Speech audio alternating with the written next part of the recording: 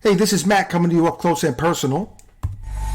Yes, that's me. I'm going to be doing a first-time reaction to Britney Spears, believe it or not, and this is her real voice. Now, hopefully this takes me down a rabbit hole that so far Lady Gaga has done for me, which has been amazing. Lady Gaga, I'm going to be doing more videos of her. I actually have some reactions of hers on my channel, so go check it out.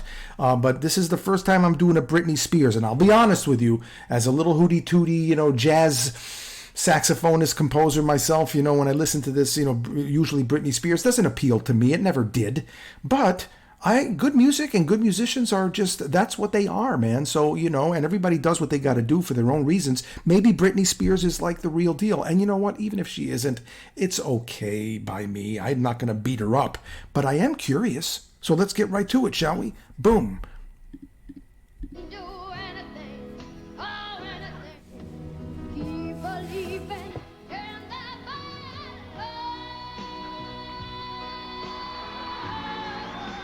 Very talented, obviously.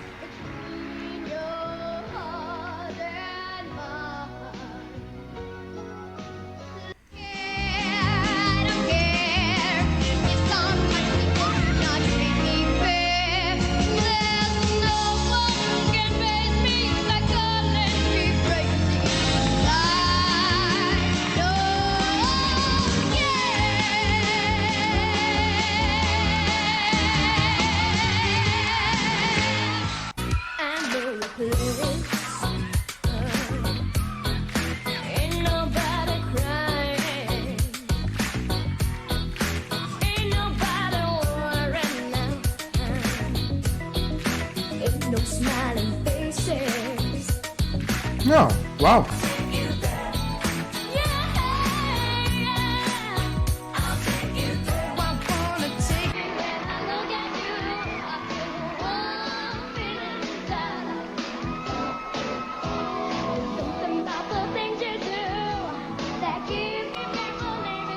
Okay, so here are some of my thoughts for what it's worth, okay? Britney Spears, any musician, based on the instrument that they play, whether they're a singer or where they are in the world, geographically, and also the type of instrument they play, when they start to get into the music, it leads them down a certain road. And you have many opportunities to make choices, just like in life. And those musical choices that you make influence very much where you end up, in your career, your style, your concept, and everything. So, for example, as a saxophonist, I grew up in Connecticut, in Fairfield County, Connecticut. I'm from the Bronx, but I was in Connecticut, right? So I started to get into the saxophone when I was about 10 years old. I started playing the saxophone. My father introduced me to an Italian saxophone player named Fausto Papetti. Who's he, right? But it influenced my direction. Then what happens is I started to go, then my music teacher, Mr. Miner, Tom Miner, introduced me to David Sanborn. I started to getting into David Sanborn. Then a friend of mine named Bill Dowling introduced me to Charlie Parker. So I started to get into Charlie Parker, and I started to now get into the jazz world and get into the acoustic and bebop and John Coltrane. And then a friend of mine named Ron Blumgren introduced me to people like Arthur Blythe and Henry Threadgill and all these avant-garde musicians. So it affected the ultimately where I ended up going musically. Now, you take somebody like Britney Spears. Maybe she grew up in the Midwest. Maybe she grew up, who knows where the heck she grew up. What was popular back then? What were her mentors and parents and friends listening to, her teachers? What did they influence her? How did they guide her? What did she admire and emulate? Who were her mentors? I heard her one time say that she wanted to be the next Madonna. So she ultimately ended up going that direction. You take somebody like Angelina Jordan, wonderful vocalist. Was influenced more probably by jazz and blues singers. So she has a totally different approach. Now, it's all good. It's all different. And I just wanted to point out, how interesting it is that these influences ultimately shape our, in any way, in any aspect of life. But since we're talking about music, the musical concept that we end up embracing and having an ear for. And I will say one other thing, though. Okay.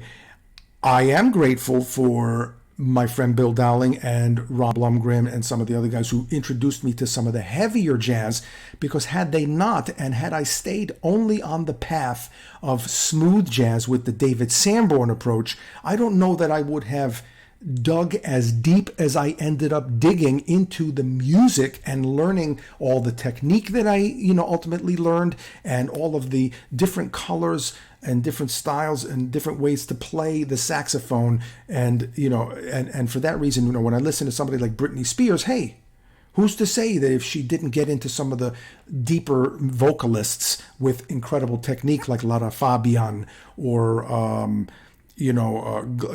Glennis Grace or some of these other great vocalists, that she could have also improved her style as a singer and become even better and stronger.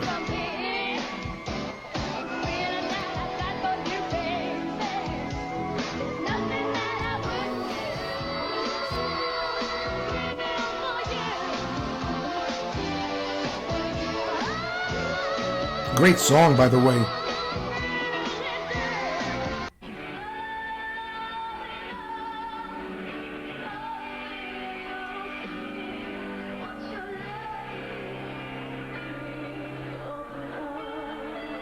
Sending some of these photos here.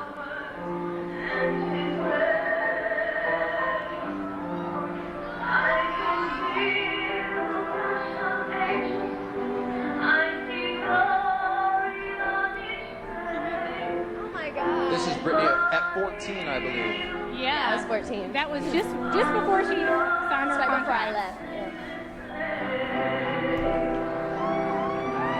There's a An understanding friend to the end. I know the future none can see. I think she sounds great. You will stay with me eternally. So just love me. Who do I love the best? Yeah. Don't you know? Don't you know? You got it all on. That was wonderful. I enjoyed that. That was nice.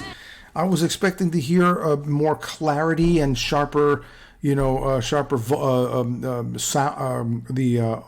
audio, but a lot of live stuff, and I guess that makes sense.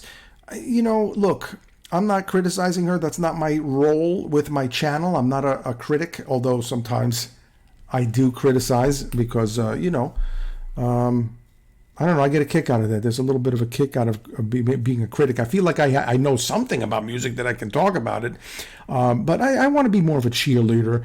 I can't really say that I heard anything that sounded like she was a complete imposter and she's just bullshitted all of us into making lots of money with singing. That's not what I hear. I hear a very talented young lady who has good chops. She's got great pipes. She knows.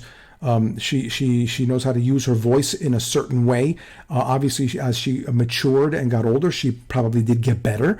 I'm sure she did. She's a great performer, I'm assuming. Listen, I give respect to people. Even though I don't really like that kind of music, I have enough respect, I think, and common sense to know that, in order to make it that big the way she did, she had to have a lot of things in line, in order to do that. Stage presence, personality, style of singing, musical choices, and all that other stuff. I also, in the same breath, can say that a lot of these record producers and people in the music business have, dumbed down audiences over the years for the sake of making money and selling something that has really not that much quality to it. In fact, man, today when I listen to the kind of rap that I'm listening to out there, I know I'm deviating a little bit, but I can't. My 22-year-old son actually listens to some of it, and he's an intelligent kid, so it's not a reflection on one's intelligence, but and he's heard the music. My son has heard the music I play in the house and me performing, so he understands good music and everything. But a lot of these kids today, man, the rap that they're listening to, for example, to me it boggles my mind that that's what people want to hear. But maybe I'm sounding like an old fart, who says, "Oh my God, that Elvis, those Beatles, you're going to hell." No, I don't think I'm doing that. I mean, I went to Manhattan School of Music. I loved the likes of Rachmaninoff, Ennio Morricone, Sarah Vaughan, Billie Holiday, and some great, music. And honestly, some of the stuff I hear out there, it's poo-poo as far as I'm concerned. But you know what? It's funny. With this reaction channel, I end up listening to some of this music with my headphones on. I give it a chance, and then I'm like, you know what? Oh my God, I get it. Or, but I yet have to be proven wrong about my hypothesis on some of the rap that I'm listening to nowadays. Anyway, it's nice to be important, but it's more important to be nice. And you take it easy. And if it's real easy, take it twice.